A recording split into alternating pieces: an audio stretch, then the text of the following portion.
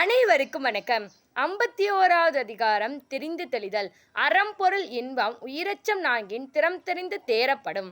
அதாவது ஒருவனுடைய அறப்பண்பு, பொருட்பண்பு, இன்ப நாட்டம், உயிராசை, இந்த நான்கையும் ஆராய்ந்து தான் ஒருவரை பணியில் அமர்த்த வேண்டும். குடிப்பிறந்து குற்றத்து நீங்கி வடுப்பறியும் நானுடையான் கட்டே தெளிவு. அதாவது நல்ல குடும்பத்தில் பிறந்து பழிக்கு அஞ்சுபவரை எதையும் எதிர்பாராமல் பணியில் அமர்த்தலாம். அரியகற்று அசற்றார் கண்ணும் தெரியுங்கால் இன்மையளதே வெளிறு.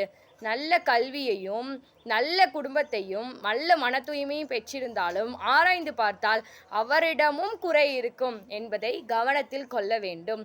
குணம் நாடி குற்றமும் நாடி அவற்றுள் மிகை நாடி மிக்க கொளல்.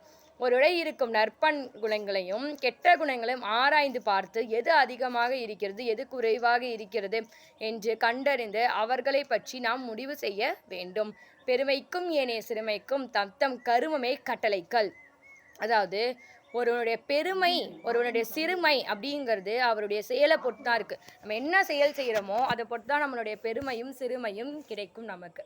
அச்சாரை தேர்தல் ஓம்புக மற்றவர் பற்றில நானார் பழி. அதாவது எந்த உறவுகளும் இல்லாத தனி மனிதனை நம்ப வேண்டாம். ஏன்னா யார் கூடயுமே நம்பாமையும் யார் கூடயும் பேசாமையும் உறவுகளே இல்லாமல் இருக்கிறவங்க, எந்த தொடர்பும் இல்லாதவங்க பழிக்கு எப்போதுமே அஞ்ச மாட்டார்கள். கதன்மை கந்தா அறிவறியார் தேர்தல் பேதமை எல்லாம் தரும்.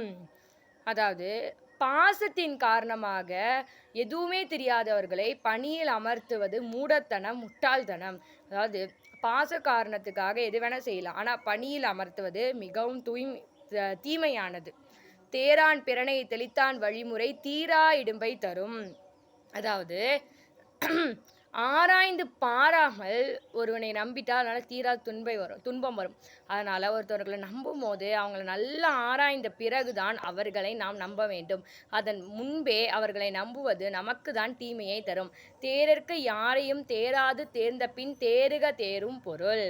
அதாவது ஆராயாம எதையுமே நம்பக்கூடாது. ஆராய்ந்து பார்த்த பிறகுதான் நாம் நம்ப வேண்டும். நம்பிய பிறகு அப்படி தெரியாமல் நம்ம நம்பிட்டோன்னா அதுக்கு முன்னாடியே யோசிக்கணும், இந்த நம்புனா எவ்வளோ பெரிய பிரச்சனை வரும், எவ்வளோ துன்பம் வரும் அப்படிங்கிறத கவனத்தில் வைத்து கொண்டு தான் ஒருவரை நம்ப வேண்டும். தேரான் தெளிவும் தெளிந்தான்கண் ஐயுறவும் தீரா இடும்பை தரும்.